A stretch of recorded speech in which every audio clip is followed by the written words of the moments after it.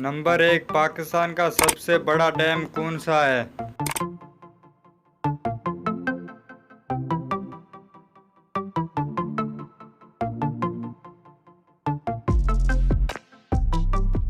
جواب ہے Tarbela dam. Number 2 دنیا میں سب سے زیادہ جزائر کس ملک میں ہیں؟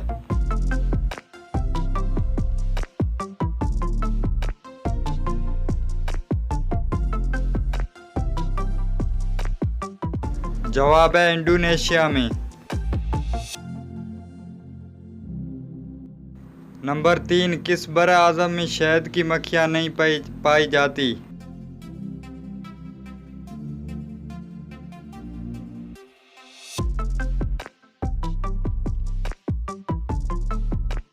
جواب ہے براعظم انٹارکٹیکا میں۔ نمبر 4 دنیا میں سب سے زیادہ ربڑ کہاں پیدا ہوتی ہے؟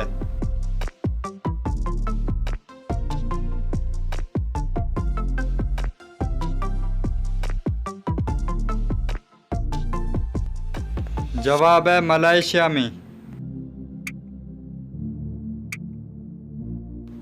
نمبر 5 رکشا کس ملک نے ایجاد کیا؟